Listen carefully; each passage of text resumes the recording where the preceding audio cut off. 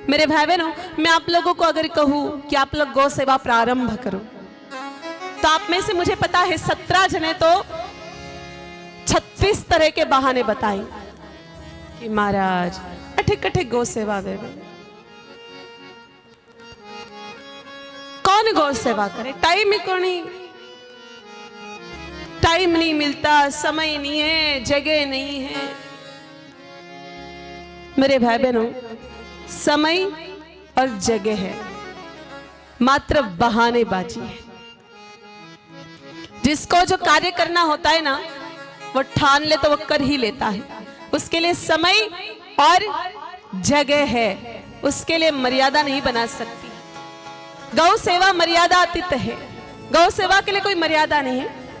अगर आप लोगों ने 2 दिन की कथा सुनकर के अगर मान लो आपके जीवन में थोड़ी बहुत उतरी भी होती ना मेरे भाई बहनों, ठीक है आप अहमदाबाद में गौ सेवा नहीं कर सकते, आप गांव पे फोन लगा देते कि भाई साहब अपने गांव में गौशाला है, मेरी तरफ से 1100 रुपए वहां पर लिखवा देना। बोलो किसने किया ऐसा? किया ऐसा?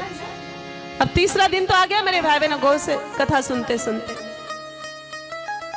हमारा उद्देश्य केवल आपको कथा सुनाना नहीं है। हो मैं टाइम पास करने के लिए आप लोगों के बीच में नहीं आई हूं। हम लोगों ने टाइम पास करने के लिए घर नहीं छोड़ा है। हमारे गुरुदेव ने तो भक्ति छोड़ करके, आश्रम छोड़ करके 31 साल की पैदल यात्रा गौ माता की महिमा जन जन तक पहुंचे इसलिए निकाली है। तो हम लोग 31 साल के लिए टाइम पास करने के लिए निकले नहीं हैं। कथा से परिवर्तन चाहिए हम लोगों को। कथा से मेरे भाई बहनों योग्य कोई ना कोई हमें बदलाव चाहिए।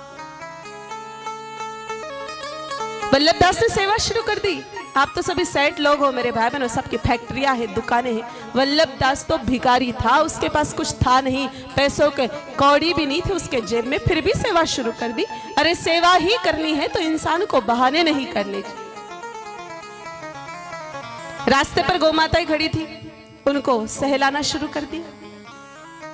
पहले दिन जैसे गाय माताओं को सहलाया, दूसरे दिन वल्लभदास जब रास्ते से आए मेरे भाई बहनों, गाय माता दौड़ दौड़ के उसके पास चली गई।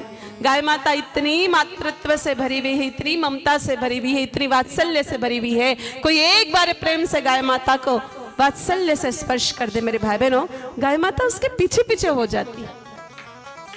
अब सुबह शाम यही क्रम बन गया। 2-3 दिन निकले। इन 2-3 दिनों में वल्लभदास को वो गंजड़ी भंगड़ी नशेड़ी दोस्तों की याद ही नहीं आई। बुरे दोस्त की संगत धीरे धीरे छूट रही है। अब वो दोस्त जो है ना वल्लभदास को ताने मारते हैं कि देखो देखो आ गया बड़ा गौ भगत, यही है, इसने पूरे गायों का ठेका ले रखा है, यही बहुत बड़ी गौ सेवा कर रहा है, इसके जैसा तो गोपाल कोई संसार में है ही नहीं, इसके जैसा कोई है ही नहीं, ये तो ठाकुर जी का दूसरा अवतार है। अब देखो आप लोग भी गौ सेवा करेंगे ना तो मेरे भाई बहनों आपको ऐसी बातें सुननी पड़ेगी। और गौ सेवा करने वालों को तो घर वालों की भी सुननी पड़ती और बाहर वालों की भी सुननी पड़ती।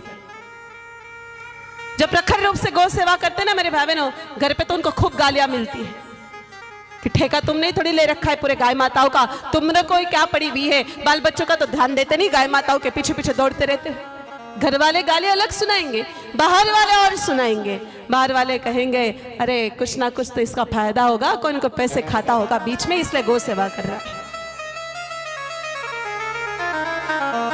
तो ऐसी परवाह नहीं करनी चाहिए मेरे भाई बहनों। दुनिया में अगर कुछ अच्छा करना है, दुनिया में कुछ अलग करना है, दुनिया में कीर्तिमान स्थापित करना है तो लोगों की परवाह मत करो। सबसे बड़ा है रोग क्या कहेंगे लोग।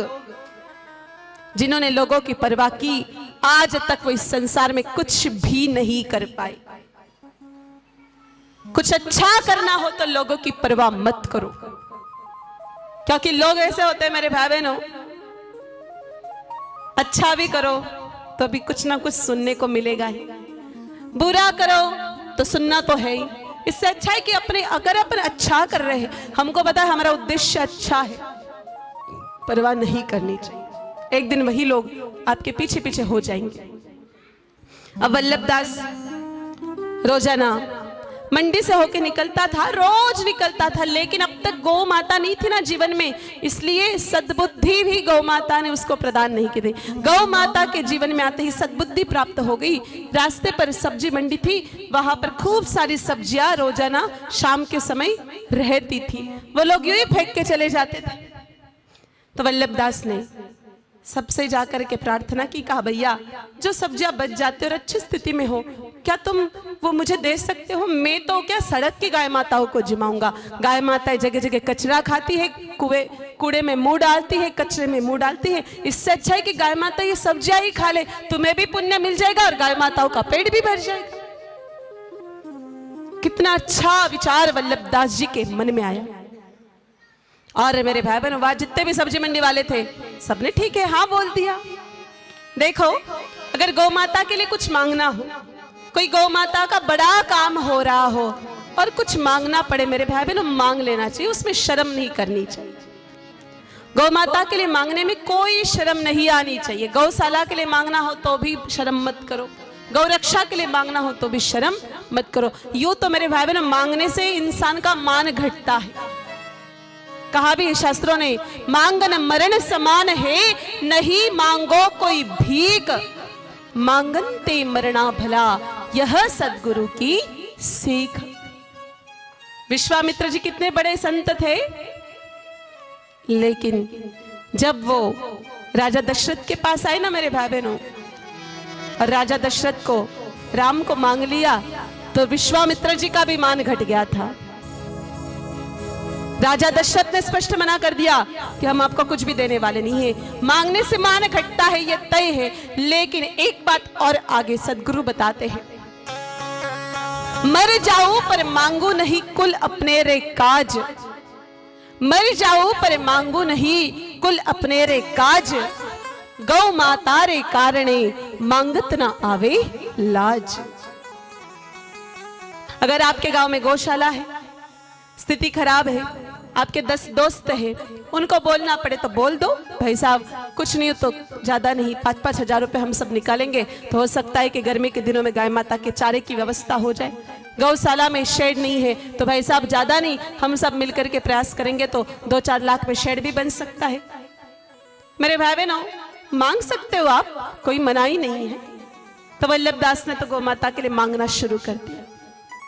इतनी बड़ी पोटली इकट्ठा हो जाती है, सब्जियों की माथे पे रख देता है और गाय माताओं को जिमाता है। ऐसा क्रम लगातार चलता रहा मेरे भाई बहनों। अब सहयोगिता